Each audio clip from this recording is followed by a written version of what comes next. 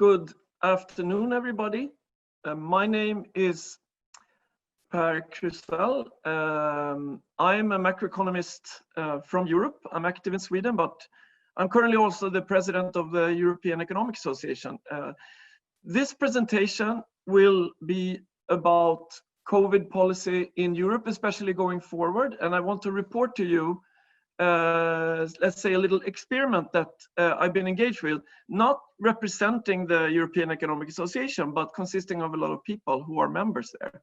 So myself, together with Jon Hassler, Mårten Ravn, and Kjetil Storesletten, actually representing Nordic countries, as it turns out, we discussed and wrote a very brief draft statement of what we thought were reasonable principles to follow for COVID policy in Europe, especially going forward. And then we sent it around to 45 leading and research active macroeconomists in Europe. So they represent most European countries, and I would say each of them is a leading, if not the leading, economist in that country in research. Many of them actively advise policymakers. We received very strong support in general for the initiative. We wrote a document that was initially a little bit, let's say, bland. It wasn't super sharp, but we intended to sharpen it as we received comments, and we did receive a lot of feedback. This resulted in a revision, and we now have a short document that we call Economic Policy under the Pandemic, a European Perspective. It's available to read on a web page, and actually in the chat, you will find a link to that document. So what we have to say today, in part, reflects that document. There's also more in the document that we have time to cover. Jon, Mårten, and Kjetil will one by one go over the key details of this document. As I said, because we cannot cover all grounds, there's a number of points that are relevant to add, and these represent different views on some topics, some disagreements, and also additional insights. And today we'll have two of the 45 people representing such views, Evi Pappa and Ellen Ray. The idea is then to go over all of this and then conclude with a panel discussion, a little bit back and forth on these different points, and then take questions from the audience if there are questions. So now let's turn over to Jon Hassler, who is one of the key people in Sweden when it comes to economic policy, both in terms of academic research and policy advice. Jon. Thank you, Per, and thank you for the opportunity to present our joint views on these issues. It feels natural to start with a description of how we see the crisis. Per, can you move to the next slide? I guess, Brad, can you move to the next slide?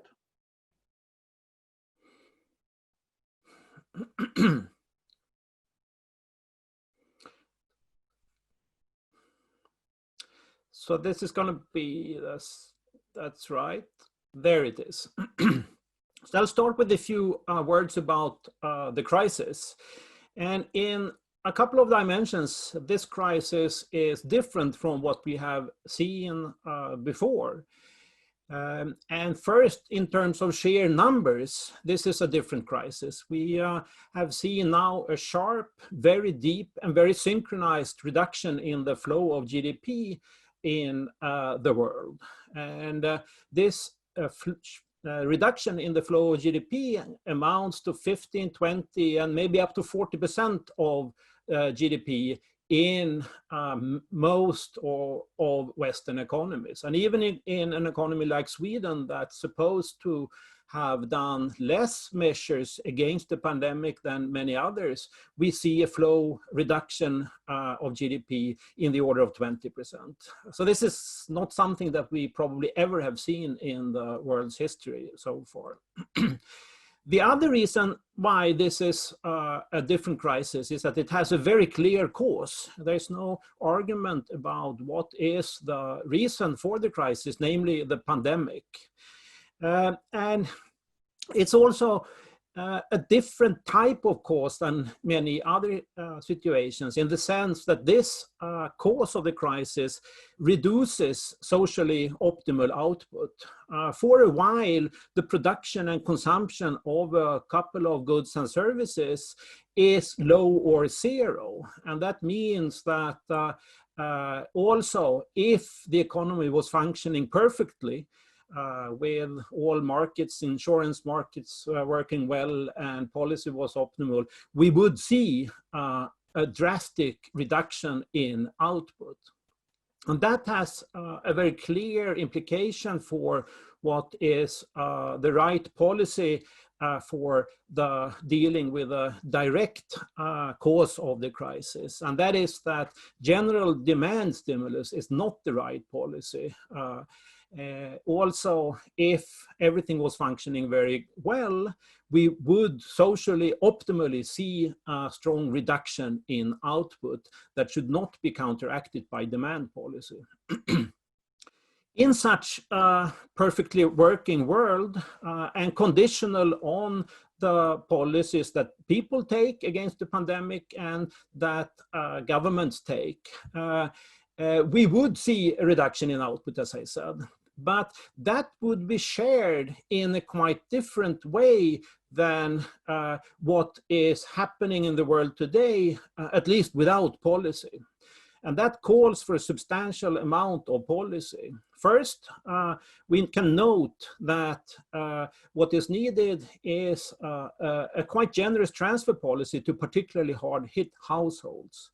If the crisis had hit in a way that would have led to shared burdens, we wouldn't need to do much about it in terms of transfer policy. But now that's not the case. Some households are hit much harder than others. The other consequence of that the reduction in incomes following from the fall in the flow of output is unevenly spread in society is that we need to have bridging policy.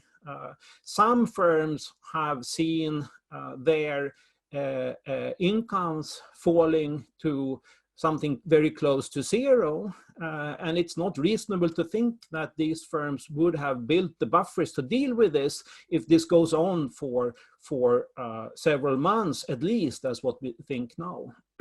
And then the bridging policy should aim at make sure that fundamentally healthy ties should not be broken.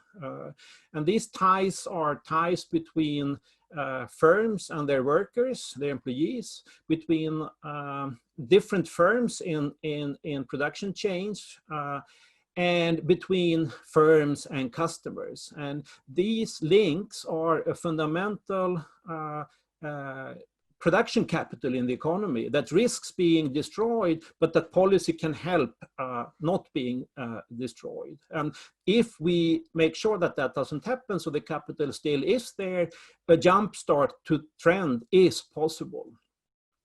One can, of course, think that some things will change during the crisis, and some and that's of course true, that some consumption patterns, some production patterns will be different when the crisis is over.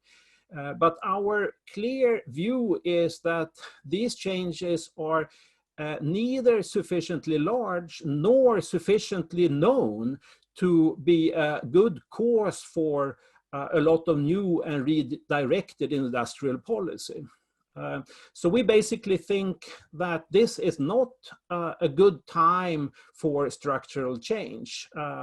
There has been arguments that one should aim for that and potentially kill two birds with the same stone when it's time to start up the economy again. Invest a lot in new types of structure, focus more on potentially perhaps climate change investments and things like that. We believe that that might very well lead to that we don't kill any of the birds. Such structural change investments are not likely to be very helpful when the economy is to jumpstart. And we also think that the structural change that is needed is better done in an orderly fashion. Now is not a very good time to make a lot of coal miners unemployed. The final thing I want to mention is that the crisis is, of course, a time with an enormous amount of uncertainty. And the basic reason for this uncertainty comes from that the dynamics of the pandemic is not known. We don't know when and if a vaccine comes, or when and if a treatment comes, and whether we get second or third waves. This is an uncertainty that's not much to do about, but nevertheless, policy can help, at least not adding uncertainty to this this good that we already have too much about. And what should be done is what we call forward guidance, using a term that has been used in monetary policy. So, and it's about communicating policy intentions, which of course then has to be conditional on pandemic dynamics. And this can be done, we believe. It's not very easy, but it can be done, and it would lead to less uncertainty in a time where that would be extremely helpful. So that's what I wanted to say, and I'm going to hand over to Morten Ramm now. So now it's your turn. Thank you, John. Yeah, good, we're on the right slide. So yeah, I was going to talk mainly about the need for stepping up international cooperation as one of the things that has to be done at this point. So when the pandemic hit, and I think for good reasons and easy to understand, what essentially happened was that most countries, they took unilateral actions. They designed their own health response to it. There were also response in terms of trade and economic policies. And given how quickly the crisis hit and how differently also initially it impacted on different countries, it's probably easy to understand the unilateral part of this, yeah. And unfortunately, also one thing that has happened was that we have closed borders, in particular to people, but also lots of restrictions on trade, some of which may already be disappearing, but many of which are still there. So that was in the initial phase, but at this point, we're moving to the next stage. And here, it's our view, and in particular mine, is that we really need to reverse the unilateralism now. There are many reasons for this. But one in particular, and that's another special feature of the crisis, is that it really hit many countries around the same time. So it's a large international common shock. And think about that, and think about how open to international trade in goods and services, and also in intermediate goods, countries are. Then it's also easy to comprehend that you can't really pull out of this crisis on your own. The positive impact of sort of cooperating on pulling out is huge. And in particular, if we think about Europe, trade links are very close. Many border regions are like one country, but links across Europe in trade are very strong. There's another issue, which is that taking unilateral or even bilateral approaches, that can be very harmful now. So one thing, for example, and I think we see that already, is that countries start bargaining and you get unwarranted trade-offs between health and economics. One country might want tourists, and they might want to take a bit of chance on health to get tourist income. And that needs to be avoided. There's also another issue, is this, given again the closed trade links, there is a little bit of potential for waiting games, so that one country waits for another country to stimulate theirs before they do something themselves. So to address this, we think we need to step up international cooperation. In a perfect world, we'll do that at a truly global scale, but that may be hard. But one thing we do need to avoid is to have a protectionist wave. This is something I think that is a danger. countries might look at this and say, listen, all these interruptions to supply chains, that's a problem. We need to really focus locally now. That would be a mistake. There's also a need to cooperate on health, not to invest less in the WHO, but maybe more. And we need to open borders cooperatively, subject, of course, to a health situation.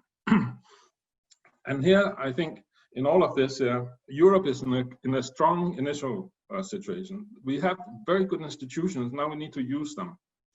We need to increase cooperation on health.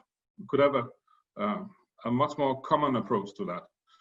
We could even consider having a European Economic Council sort of advisors. We have things that do that sort already. For example, Evi, who will speak later, is on the Euro Area Business Cycle Network, Business Cycle Committee.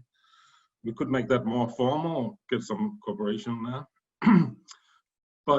And we also seen that EU actually was pretty fast to come out and do things. And there's a lot of initiatives already.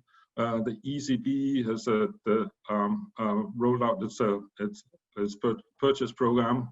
There's the credit line of the ESM, the EIB guarantees, the SURE plan, and latest, probably the most ambitious, at least on the fiscal side, the next generation EU.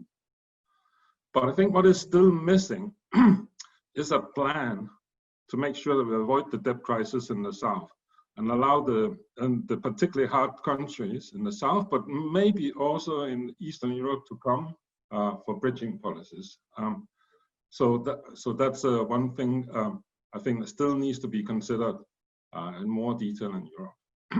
Okay, so let me stop here and hand over to Sjette Storstetten. Thank you very much. Good to be here. I'm going to talk about something much more narrow: debt, dealing with debt. So clearly, the crisis is going to lead to large fiscal deficits and even larger debt. Deficits increase because tax revenue is down and because expenditures are up, partly due to higher automatic stabilizers and partly due to these ad hoc policies. Now, for some countries, that's not a problem. Countries that are on a sound fiscal footing and have a lot of space, they can just do that. But a number of countries have very little fiscal space.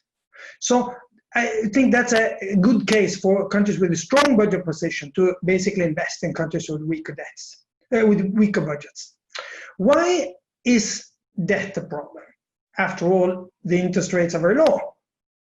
Well, we think that higher debt is a problem for two reasons, both related to default. First of all, higher when the debt increases, that to some extent increases the default risk. So that in itself would yield higher interest rates. But there is another, a more and a darker perspective, namely, higher debt could trigger a self-fulfilling rollover debt crisis. Here's what could happen. Imagine a debtor has a big loan that comes due. The only possibility for the debtor to finance this new loan is to finance payback of this loan is to issue a new loan of the same size, or basically roll over the old debt. Now, if the investors think that all the other investors are going to buy the debt at the going interest rate, that's fine. It's rational for them to buy at a normal interest rate. But suppose instead that people start to believe that too few investors are going to purchase the debt. If in that case, the country will have no other chance but to default on the debt, both the old debt and the new debt that just got issued.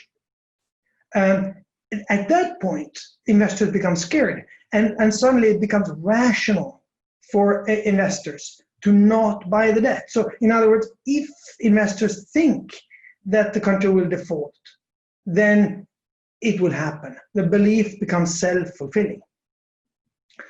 What's the solution to that? Well, as economists, we think that basically two solutions. One is to have very low debt. That's not feasible.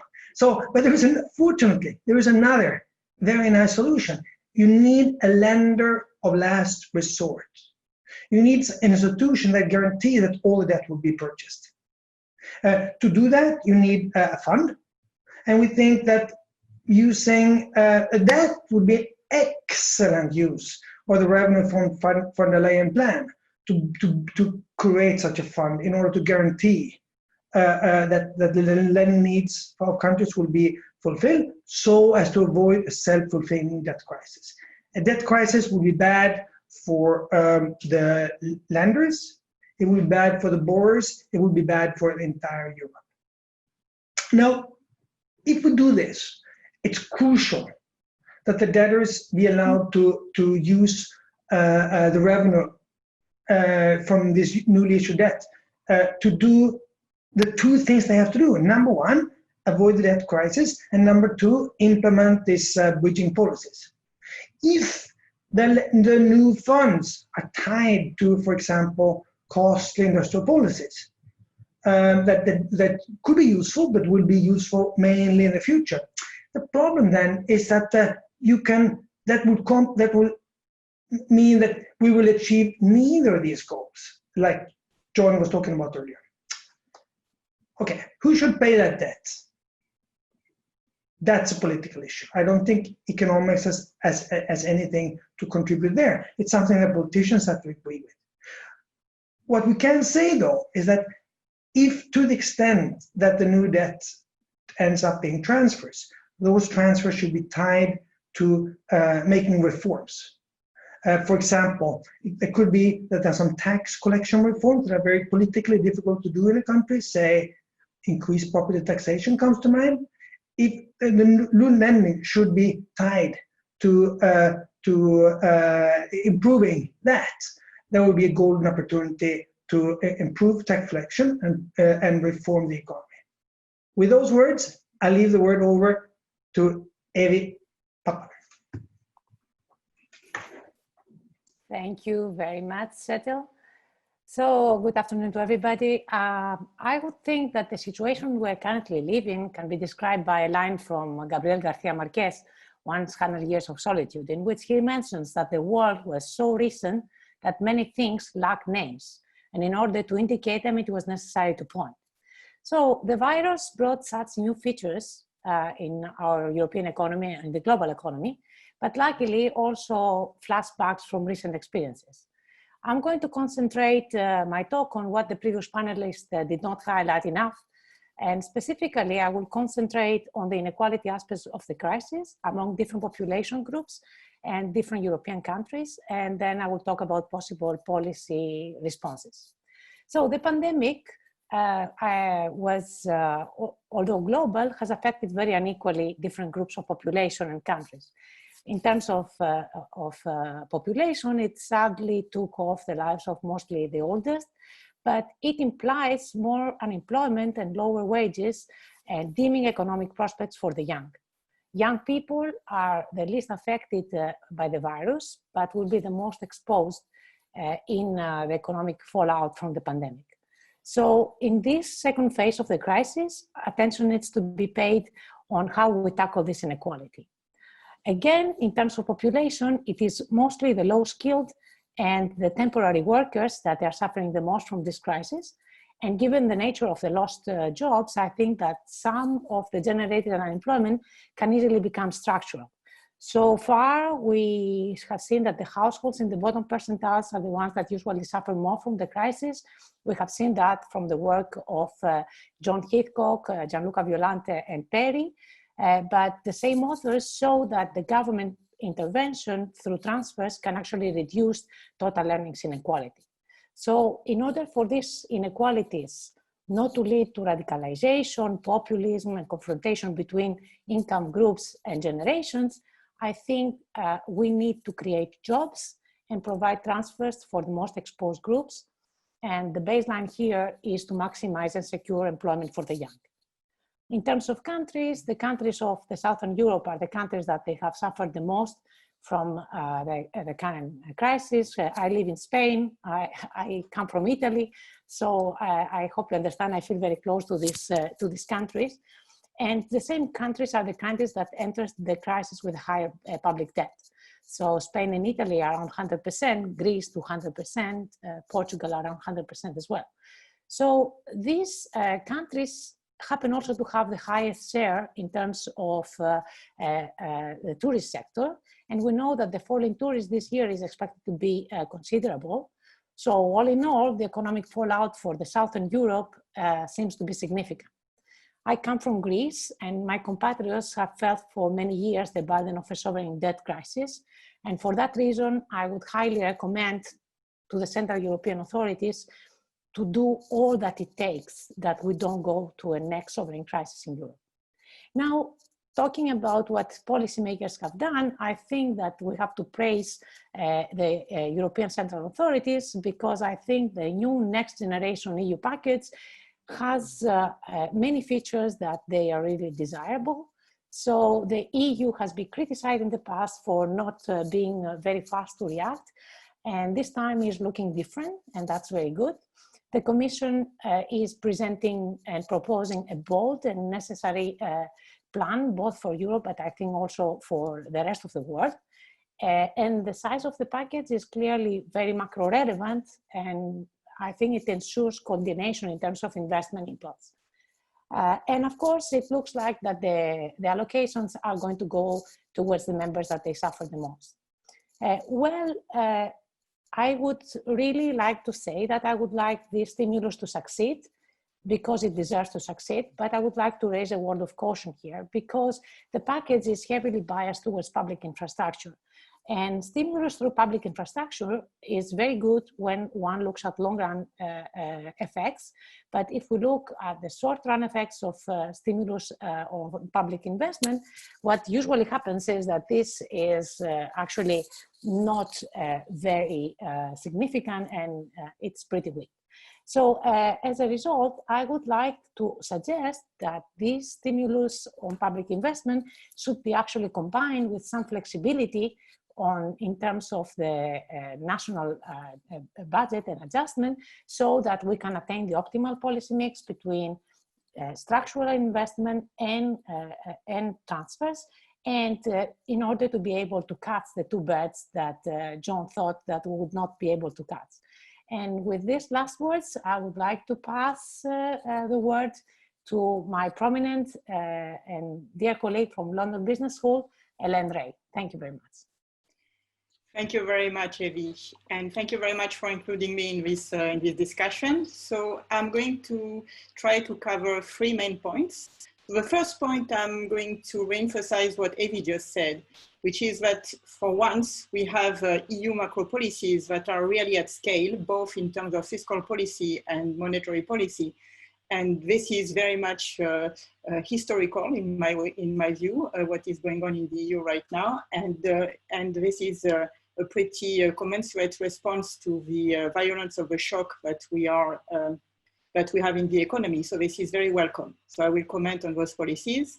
The second point is that I will also bring up what I think are the key policy challenges right now within European countries, following up on what Per, Morten, etc. have said. And I will try to talk a little bit more beyond the bridging policies, what are really the main challenges right now. And the third point is that I would like to take issue with their idea that we should really stay away from industrial policy, and we should focus on the recovery without thinking about what tomorrow's world may look like. Okay, so let's go back to the first point. The EU set of policies that we have been seeing right now in response to the COVID crisis. So I think, first of all, the ECB has played an extraordinarily supportive role, and it has done that in a much quicker way than it did during the euro area crisis. Everybody remembers the 2012 speech of Mario Draghi, the famous whatever it takes. And it was very difficult to go to that point. It was very difficult for the ECB to really be able to play that lender of last resort role function.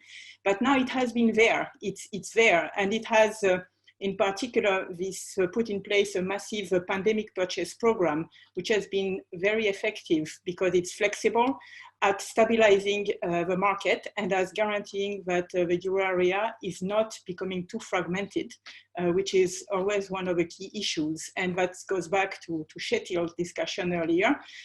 Here, indeed, the ECB cannot tolerate that spreads widen for self-fulfilling reason, because that simply is completely working against the transmission of monetary policy. Unfortunately, the ECB has been really acting in a very supportive way to support the fiscal expansions in the different countries. So that is something to note, I think. The second very important development is that we have had a number of initiative on the fiscal side. We have the ESM in particular, pandemic lending lines, which have been opened with minimal conditionality. We've had the unemployment reinsurance initiatives, and more recently, following the Franco-German initiative, we have a van der Leyen recovery package of 750 billion euros, which I hope will be mostly given in the form of grants rather than loans, but this is still under discussion. So this is on top of what individual countries have been, of course, doing themselves. So there is a kind of two-stage fiscal response, the national ones, which are in the short run, and the EU one, which are a little bit more longer term. And in the short-term ones, so each member states of the EU, or a lot of them, have put in place these very necessary bridging policies that my colleagues here have talked about. So these bridging policies are first and foremost a furlough scheme, or it's called partial unemployment schemes in France. It's been inspired by the Germany ways of handling unemployment in the 2008-2009 crisis. So this is a very effective way of trying not to break the healthy links between firms and workers when there is a massive temporary shock. Also, most countries have put in place grants for very small enterprises, and also very important guaranteed loans program for SMEs and also for big companies. So it's usually the banking system is lending with state guarantees, and as well as some support for fragile populations. So the shock is massive. The response is massive. Unfortunately, there will still be a lot of suffering. But there has been a first kind of first stage response, which is about bridging and which is about freezing the economy in order to avoid too many failures. Now, I think we have to look through to the second stage of a policy response, which is when we are starting to unfreeze the economy, conditional on health conditions, of course. And under the constraint that the freezing policies, the bridging policies are very costly for public finances, of course. So when we unfreeze the economy, we have some major, I think, policy challenges that are in front of us. So the first one is, how do we prevent massive failures of company as furlough schemes are being gradually withdrawn? And how are we preventing massive unemployment to show up in our economy and ensuring social unrest? So I think that's the major challenge. And the difficulty there is going to try to sort out firms, or to have mechanisms that allow us to sort out firms. We have firms which have guaranteed loans. Some of them were very weak before the crisis and probably should go bankrupt anyway. But we also have a lot of firms that should not go bankrupt, but simply because of a violent shock, they will have a debt overhang. So they will be massively indebted. And this will be very problematic for the future of employment and the future of investment in the EU. So for this type of firms, we have to think how we can effectively transform possibly debt into equity. So we have to think about recapitalization scheme, which are appropriate. It's easier for bigger firms. It's very difficult when we think about small and medium enterprising to think about that. So that's a major challenge that everybody is thinking about these days, I think, across the EU. And a consequence of all that, and the consequence of this massive indebtedness in the corporate sector, is that we also, of course, have to keep an eye on the stability of the banking system and the amount of non-performing loans that are going to be accumulating on on the balance sheets of banks. So we have to be very worried about anything like a bank sovereign doom loop, of course, being reactivated. And here again, the ECB is a key player. Now, the second point I would, or actually my last point, because we are running out of time, but I would like to emphasize, is that I am not sure that we should really not keep a very close eyes on what tomorrow's world will look like when we think about how the recovery should be structured. So there is a lot of public money right now, which is going to be thrown into the economy, and the idea is to crowd in private investment. So if we want to crowd in private investment, really we cannot afford a brown recovery, as was done in China, for example, in 2008. 2050 and the climate change goals are really around the corner. So we cannot throw out money into brown recovery projects. And I can give a specific example. So for example, when we make massive loans to the automobile sector or to the airline sector, isn't it legitimate to think about or to give some incentives for these companies to actually switch to cleaner technologies? Otherwise, we'll have a lot of stranded assets and we'll have to deal with that in actually a very, very short horizon. Of course, loans to companies and help to companies can also be conditioned on more mundane issues, such as, they don't have headquarters in offshore tax haven and other such things. In some countries have conditioned their lending on such characteristics, and I think that's the right thing to do. But more generally, if we really are trying to crowd in a lot of private investment, this private investment has to have the right price signals. And so we have to put in place right now an environment where the carbon price is going to be on a rising path, and where we have reporting of companies, which is not only financial reporting, but which starts to incorporate green reporting, so that capital can be allocated in an efficient way during the recovery. And I think we cannot afford to wait to do that. So everything has to be accompanied. There are complementarities in public and private investment. But if we give the wrong price signals and the wrong institutional signals, then we will end up with a brown recovery, lots of stranded assets, and we will not be able to reach our goals for the climate change that we have to reach before 2050. So let me stop here and hand back to Per.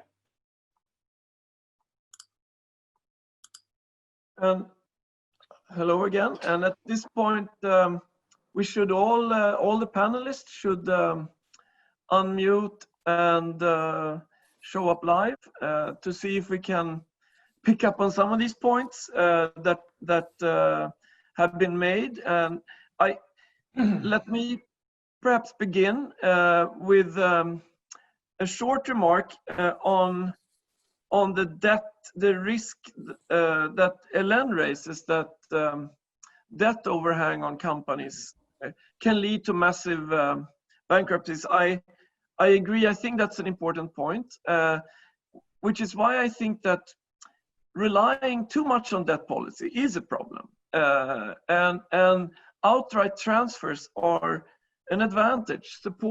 Direct government support for salaries is important, and that's why this crisis, I think, is tough to fight, because it ideally, to me, is not just about taking up debt. Many firms themselves will not want to take up debt because they're worried about the future. So I don't see in front of me private firms taking up huge amounts of debts only to then go bankrupt in a year. What I think is there's going to be some of that, but I think we have to focus a little bit more on also at least providing more direct transfers. And I think that's what makes the crisis difficult and expensive in the short run, which is why I also think that the extra pressure to spend the money on other things, such as long run investment, is particularly dangerous right now. So that's kind of my quick comment on that, Hélène. I take your point, but and as you know, I'm greatly concerned with climate change. I don't think it is the case that we're sitting here with a deadline and the clock is ticking and we have to make a particular target by particular date, otherwise the world goes under. I think appropriate climate policy is super important.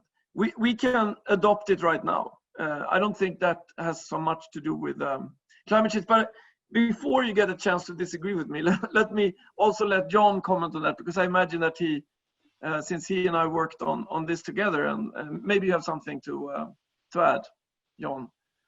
Yeah, I'm also very concerned about climate change, but I think it's important to note two things. First is that the structural change that needs to be done should be done in an orderly fashion, and I think that doing it in another way is dangerous in terms of the public support that's necessary. Pat and I argue that the change to climate neutrality is not going to be very harmful for people, given that it's done in the right way.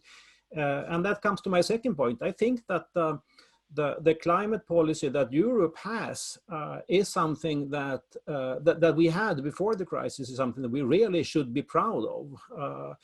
A lot of things speak for the idea that actually a carbon price not much higher than what we saw on the emission trading market before the crisis, if that were to be implemented globally, would solve the crisis.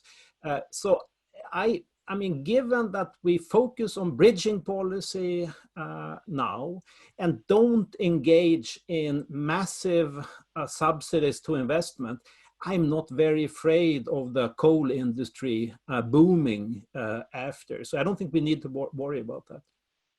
Let me hand over to Kjetil. That is the coal industry in Europe, I mean. Certainly we should be very worried about things going bad in China, for example. So I want to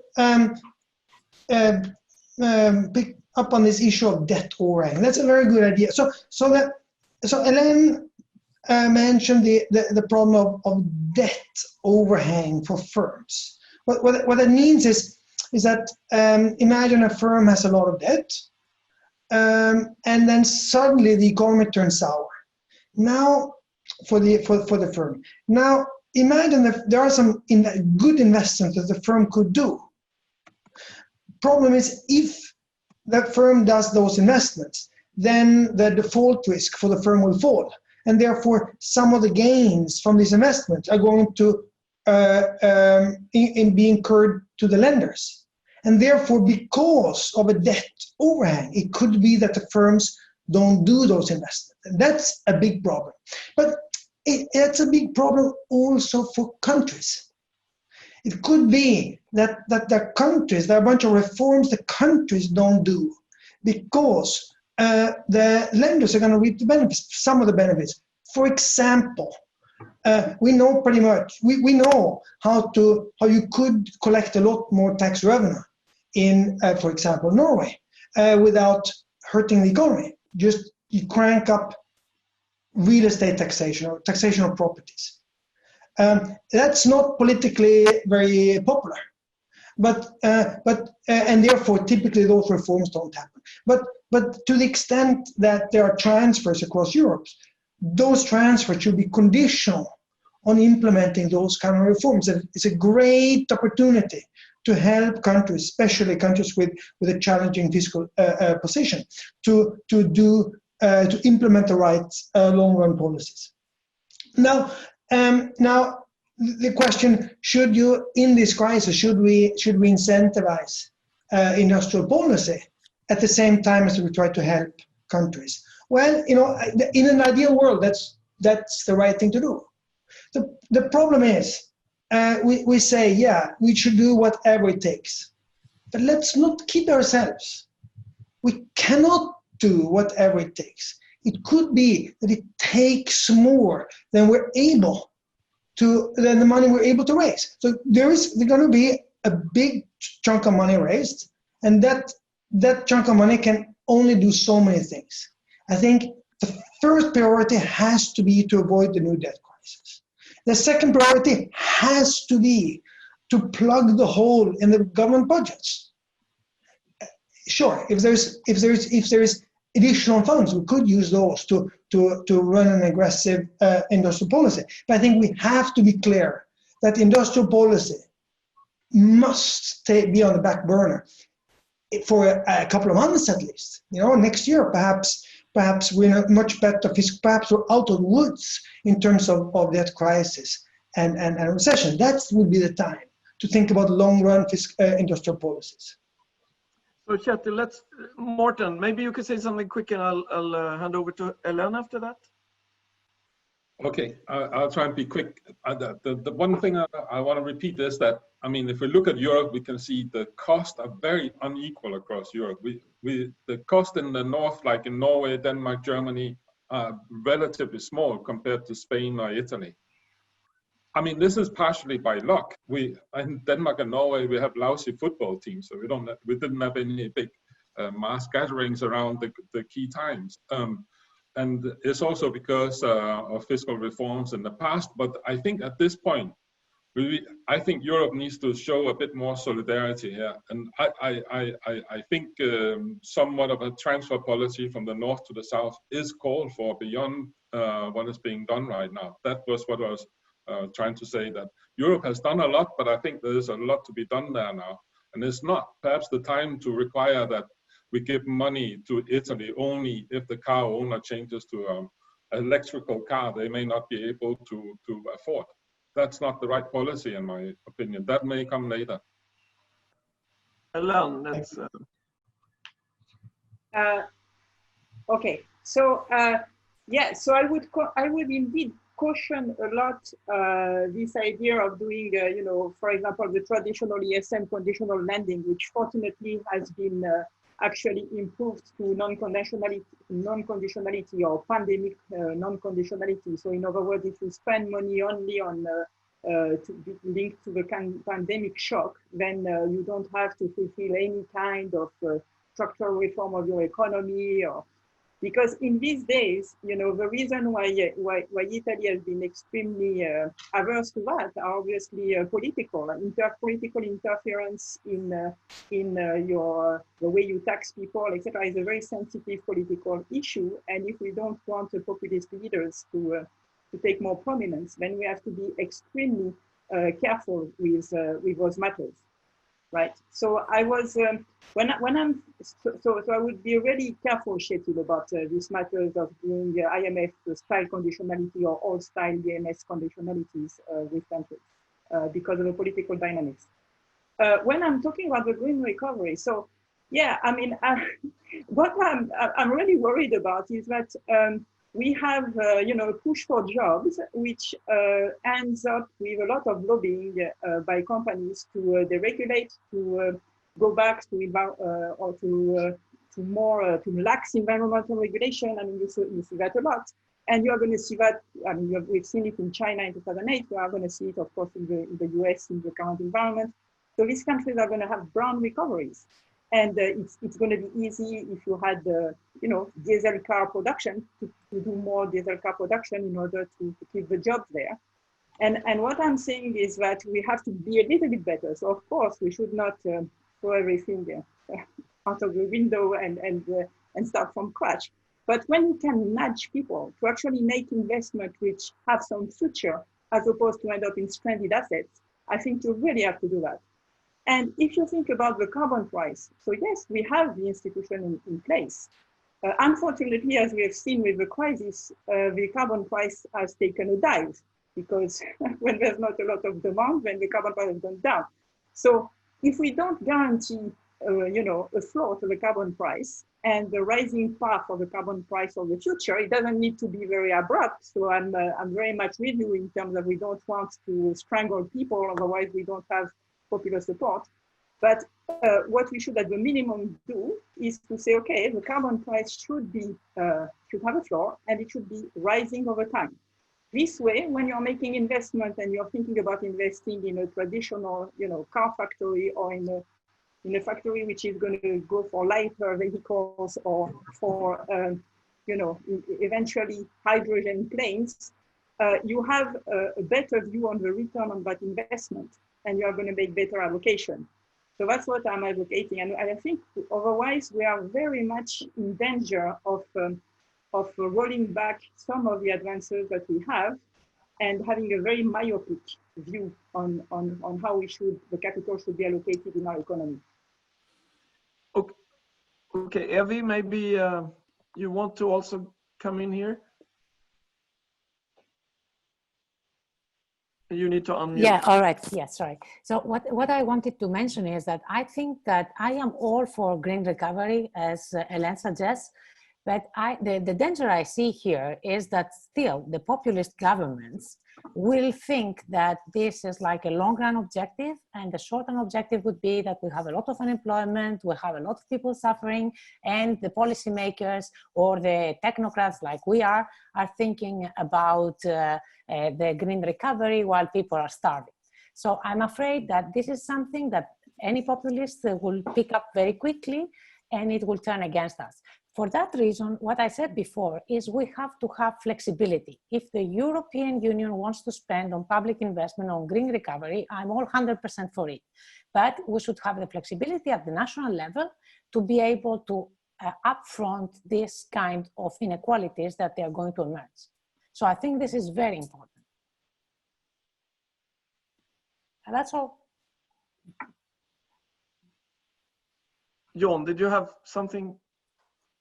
Yeah, I want to second what Hélène says. I am worried about brown recoveries in part of the rest of the world, and largely for the reasons Evie said, that if you fail on bridging policies, so then clearly that creates a climate where, I'm using the words in two ways, where actually the awareness of or the political ability to deal with the climate problem disappears. So I think one should acknowledge that actually bridging policy is probably the best thing we can do for the climate now, not aiming for two birds.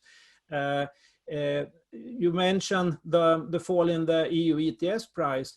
Yeah, but that has also led to the fact that we are now going to put fewer emission rights on the market in the future due to the new annulment mechanism. So I think actually the policies that we have in Europe are a showcase for how to deal with the crisis. And it's also the effort sharing mechanism where we distribute the efforts of dealing with climate change in a fair way. So doing this in Europe, which is such a heterogeneous region, and doing it in a way that actually will, if it's implemented elsewhere, save the climate, that's something that we should be very proud of. And we should do everything we can to get back on that track. That I certainly agree on. We should really fight against those that say that the world has changed, so we don't need to do anything about the climate anymore. We should go everything as much as possible should go back to where we were, including climate policy, because in Europe we have reasons to be proud of it. Kjetil, you had something you wanted to raise? Yeah, so Amy brought up an important issue, something also Hélène touched on, namely somehow the political dynamics that follows how these Europe-wide are or are not implemented. It's something that is difficult, but extremely important to deal with. And I have to give Hélène, I have to agree with Hélène that if, say, conditionality policies are done in a way that's perceived as hostile, that can trigger political dynamics that no one are that are bad. But at the same time, I think we cannot let the chance of getting needed structural reforms done. We cannot let that chance go. I just think we have to be we have to recognize that it's tricky, but that we shouldn't shun away from conditionality. I'm sure Hélène agrees with that.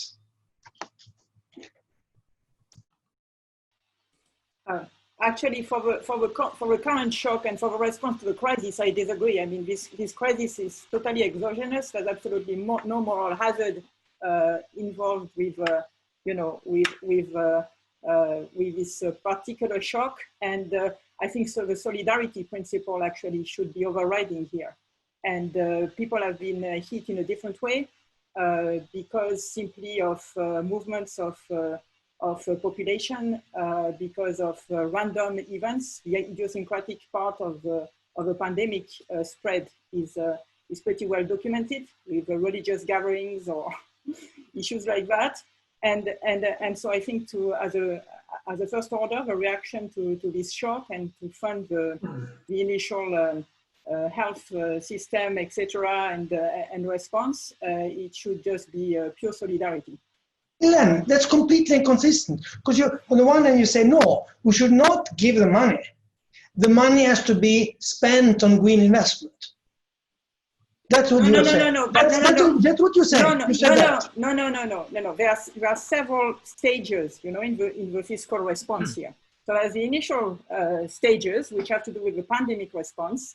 And at the EU level, there are several mechanisms. So there is this ESM money, but non-conditional on any thing like in the past, like not IMF conditionality or anything like that. This has been waived, right? And I think that's the right thing to do, right? And then we have some second stage response, which are a little bit more medium term. And this is the recovery fund, okay? And there this kicks in later. And another big important part of the European solidarity is also actually what the ECB is doing, okay? Which is creating a lot of fiscal space for countries which have been hit badly. And this is part of the pandemic purchase bonds program flexibility, for example, which is flexible with the capital keys and which the purchases can be front-loaded, etc. This is a major thing for Italy, for other countries, and fortunately, this is this has been put in place. So I would myself, but we can disagree. I would be even in a more definitely in favor of more grants than what is currently envisaged, but people can disagree on these things. Can I also say something on the debt overhang problem, because also it was raised by Kjetil. So in the context of countries, so yes, this is also an issue, but this is where, again, the ECB has been playing a key role, and to get rid of the self-fulfilling equilibria, that's great, and let's hope this will remain that way. On the company side, so we know that zombie companies, we know that from Japan, for example, and previous experiences, zombie companies are not investing, they are not hiring, okay? So that's pretty bad for future growth potential. Which is really an important issue, given that we will have to reimburse a lot of debt also over long periods of time, hopefully in a very orderly way, but in the next 30 to 50 years, we'll have to get down this debt ratio, so we need high potential growth in the future. And so the big policy issue right now is how do you recapitalize? How do you do a debt equity swap when needed in the corporate sector? And that's really hard to do for small businesses. Right, so because they are not traded, these equities, you have to find a way of channeling possibly savings of domestic economies, which are actually quite sizable right now. There's a very unequal effect of a shock on the different parts of the population, as you emphasize. I mean, the lower income part is de-saving, but the upper income parts are saving quite a lot. So there's a lot of saving in the economies. But how do we channel these savings into kind of risky capital, into equity to support the recapitalization of the corporate sector? I think that's a very interesting policy problem. And I hope people will be creative in different countries to solve it, but there's no obvious mechanism. You also need to value the equity of these small and medium enterprises. Who is able to do that? Who is able to assess who is viable and not viable? Which company should be let to fail and which companies should be recapitalized. This is really not trivial. Can I just follow up on that? Yeah, we're running out of time. We have like 30 seconds left. So I'm a little bit worried that that we simply get you cut off in the middle. Can I just say that I think Hélène is absolutely right, but I think just on note here, the key purpose of this to us was European cooperation is super important, and that comes to financial innovation and ways to deal with these things that Hélène brings up. So I think hopefully we can end on that note, this is time for joint action and these kinds of roundtable discussions, and it's harder by Zoom than in other ways. So let me just thank everybody, and thanks to the audience, and thanks for Royal Economic Society for letting us speak.